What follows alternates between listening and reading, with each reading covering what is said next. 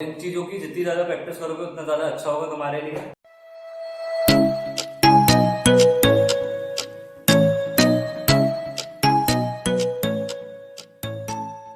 Hey guys, this is Ayush Korka और आज के वीडियो में बात करने वाले कॉम्प्लेक्स एनालिसिस के नेक्स्ट पार्ट की कॉचीज थ्योरम और कॉचीज इंटीग्रल फार्मूला।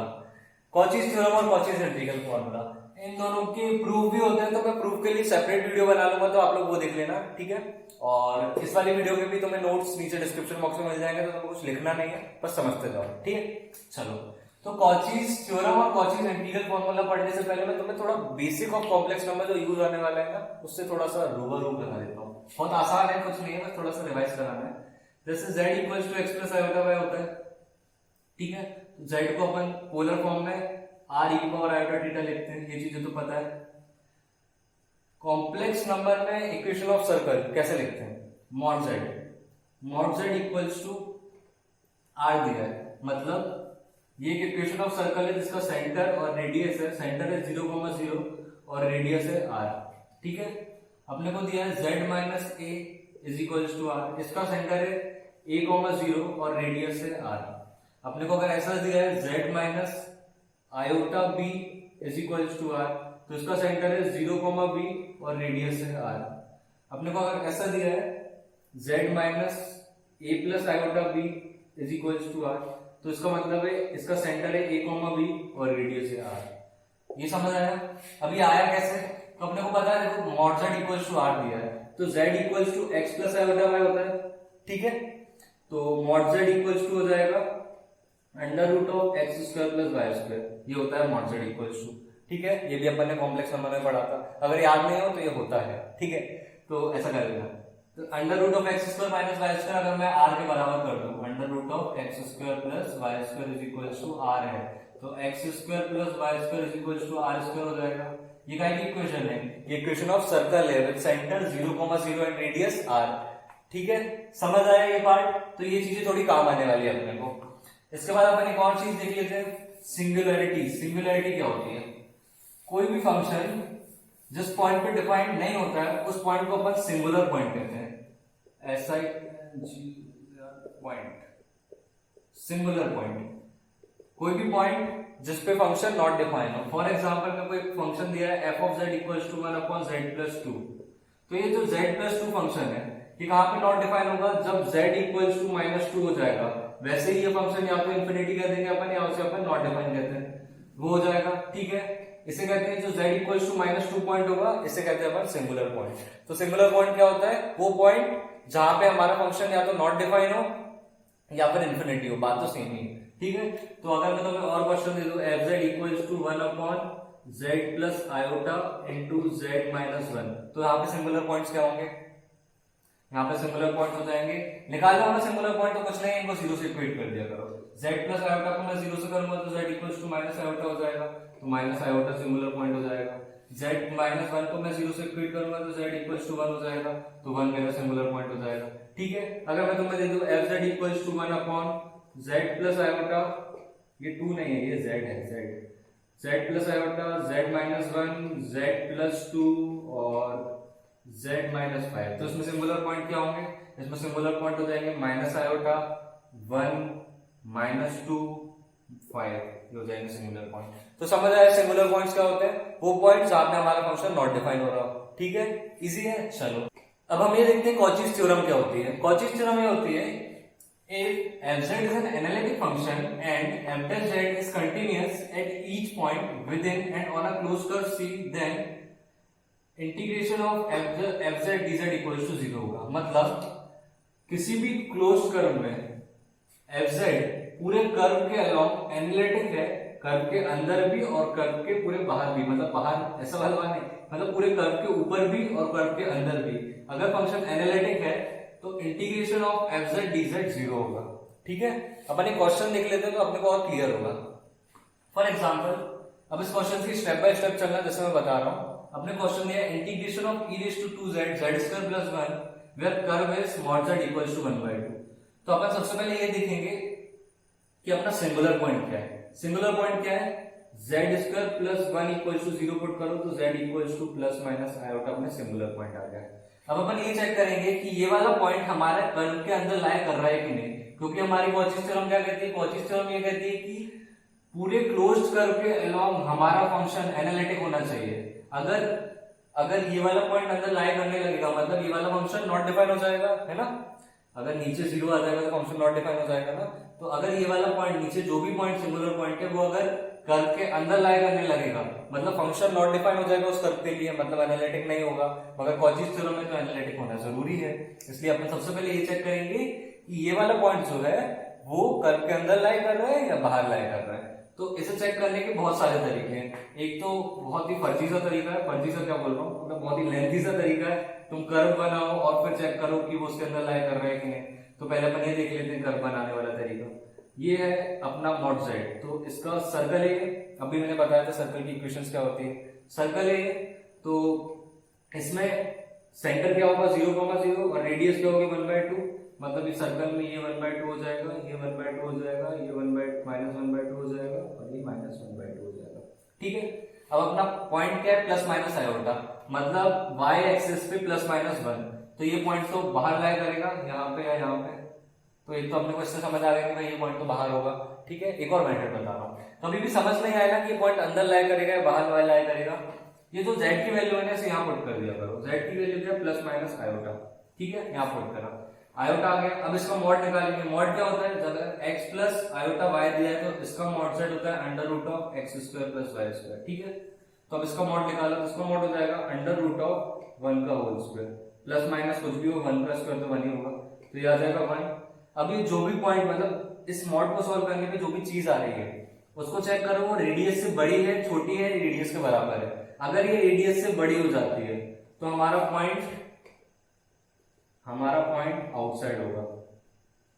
अगर ये रेडियस से छोटी हो जाती है तो हमारा पॉइंट इनसाइड हो जाएगा। अगर ये रेडियस के बराबर हो जाती है तो हमारा पॉइंट ऑन द सर्कल हो जाएगा, ऑन द कर्व हो जाएगा यहाँ पे। ठीक है, समझ आया। तो ये बहुत अच्छी मेथड है, इससे अपन पता कर सकते हैं कि हमारा पॉइंट अंदर लाई कर रहा है बाहर लाई कर रहा है। जो भी हमारा सिंगुलर पॉइंट आया है उसे z की जगह रख दो, उसका मॉड निकालो, फिर रेडियस से कंपेयर कर लो। अगर रेडियस से बड़ा है तो पॉइंट आउटसाइड होगा, रेडियस से छोटा है तो पॉइंट इनसाइड होगा, रेडियस के बराबर है तो पॉइंट उस पर लाई कर रहा होगा। ये कर्व बनाने में जिसको टेंशन होती है, डर लगता हो, तो तुम डायरेक्ट ऐसे कर सकते हो, या तुम कर्व बनाना जानते हो तो कर्व से कर लो। क्लियर है। तो चलो अपने को पता चल गया कि अपना जो फंक्शन है वो एनालिटिक है पूरे कर्व के अलोंग। अगर एनालिटिक है तो मैं डायरेक्टली बोल दूंगा बाय कॉचीज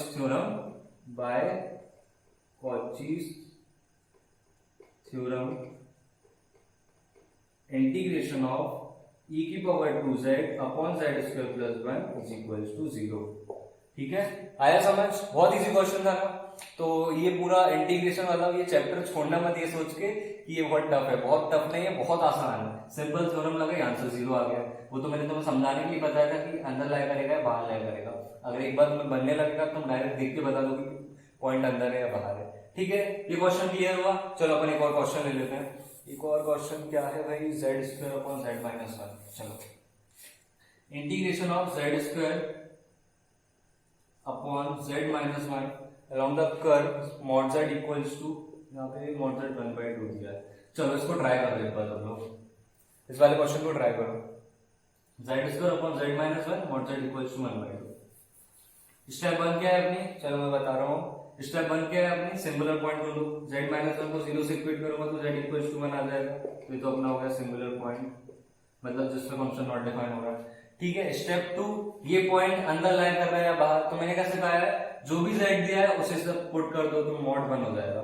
mod 1 मतलब √1 का होल स्क्वायर प्लस 0 का होल स्क्वायर, क्योंकि और कुछ है ही नहीं तो 1 का होल स्क्वायर ही मतलब ये सिंपल। तो 1 आ गया। अब ये 1/2 से बड़ा है, मतलब पॉइंट हमारा आउटसाइड है। मैं थोड़ा फास्ट कर रहा हूँ क्योंकि बहुत इजी सा है। अपन ने सिंगुलर पॉइंट फाइंड किया, फिर अपन ने उसे z की जगह पे रखा, मॉड निकाल के देखा, 1/2 से बड़ा था मतलब पॉइंट आउटसाइड था। ये इतना लिखने की जरूरत नहीं क्वेश्चन में, मतलब ये सॉल्यूशन में नहीं लिखोगे तो चल जाएगा। अपने को पता होना चाहिए, तो तुम्हें समझाने के लिए मैं लिख रहा हूँ। ठीक है, अपने को पता चल गया ये कैसे करा। पॉइंट आउटसाइड है, मतलब हमारा जो फंक्शन है ये इस पूरे कर्व के अलोंग एनालिटिक है। अगर ये पूरे कर्व के अलोंग ये फंक्शन एनालिटिक है तो हम कह सकते हैं बाय सिंस, इधर लिख दो अच्छे से, since z singular point since the point z equals to 1 is outside the curve, so integration of, so by Cauchy's theorem,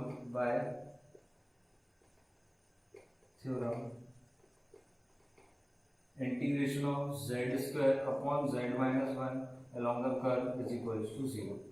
आया समझ क्या करा मैंने, कैसे करा मैंने, क्लियर है?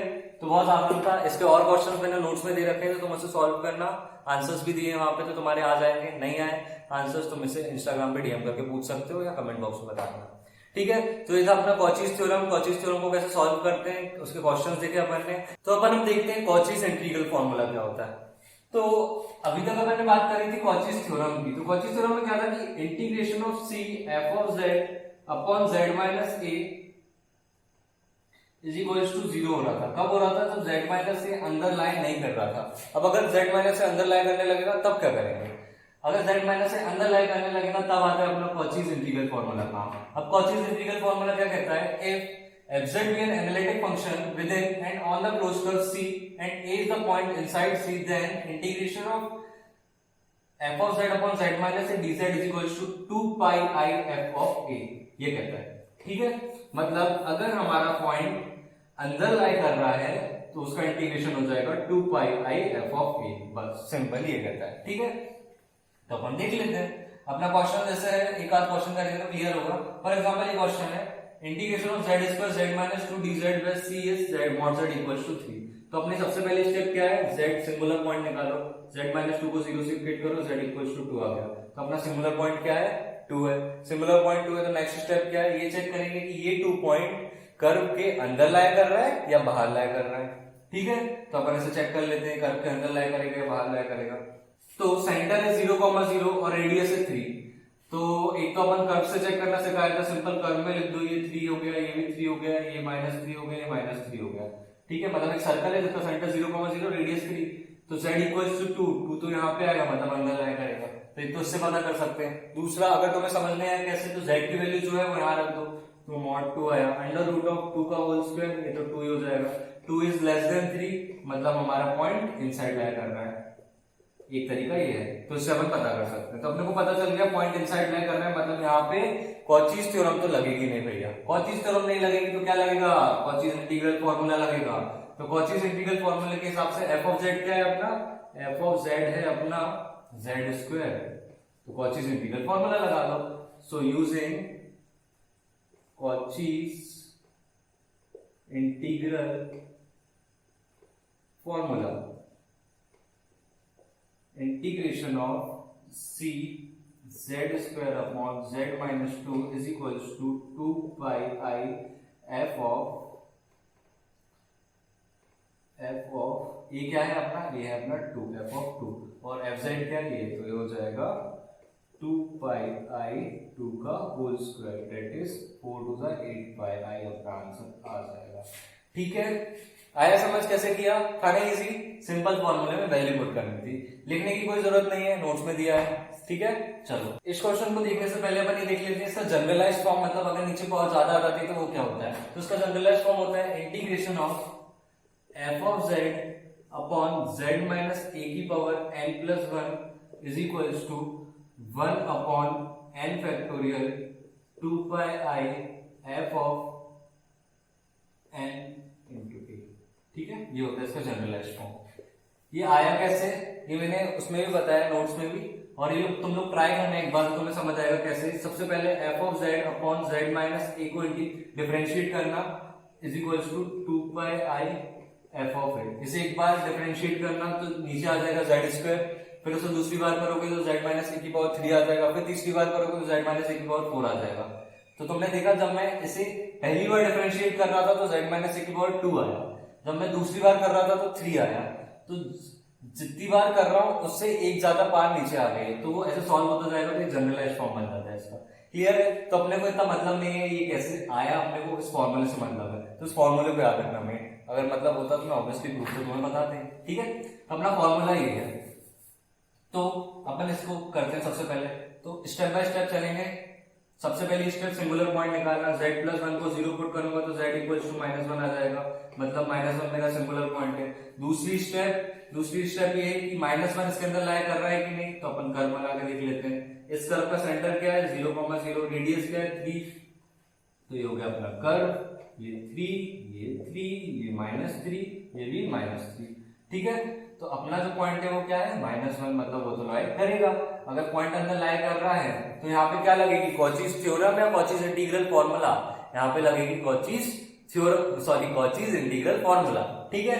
तो कॉचीज इंटीग्रल फॉर्मूला लगाएंगे, तो कॉचीज इंटीग्रल फॉर्मूला क्या कहता है अपने को, जब नीचे मतलब नीचे कोई भी पावर आ जाती है तो n+1 की जगह पे क्या है, यहाँ पे n+1 यहाँ पे 4 है तो n हो जाएगा 3, तो फॉर्मूला लगा दो डायरेक्ट, फॉर्मूला हो जाएगा 1/3 factorial 2 pi I f of 3 मतलब ये है f triple dash of e raised to 2z at z equals to e की वैल्यू क्या है -1, z equals to -1, ठीक है। तो हो जाएगा 1/6 into 2 pi I e raised to 2z को अगर मैं 3 बार डिफरेंशिएट करूंगा तो एक बार आएगा 2, फिर एक और बार आ जाएगा 2, फिर एक और बार आ जाएगा 2 into e की power 2z at z equals to -1, इसे मिटाते हैं, इससे z equals to -1, ठीक है।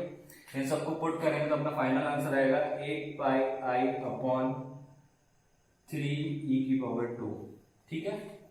सॉल्व करके देख लेना तो हमें समझ जाएगा, ठीक है। ये कैसे आया तो एक बार करके बता देता हूँ। e raised to 2z की एक, तो e raised to 2z की होगी e raised to 2z into 2, इसको वापस से करेंगे तो वापस से एक और 2 आ जाएगा, क्योंकि e raised to x की e raised to x होती है, ठीक है, और 2z की 2 हो जाएगी, फिर वापस से e raised to x की e raised to x 2z की 2 हो जाएगी। ऐसे करेंगे तो अपना यहाँ पे आ जाएगा 2 into 2 into 2 आ जाएगा, ठीक है। तो समझ आया।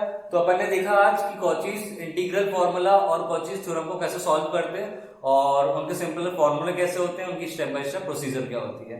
तो आज के लिए इतना ही, इनके प्रूफ में अलग से एक वीडियो बना के डाल दूंगा, और बाकी ठीक है। चैनल अच्छा लगा हो तो लाइक शेयर सब्सक्राइब करना, और इन चीजों की जितनी ज्यादा प्रैक्टिस करोगे उतना ज्यादा अच्छा होगा तुम्हारे लिए। ठीक है, बाय बाय।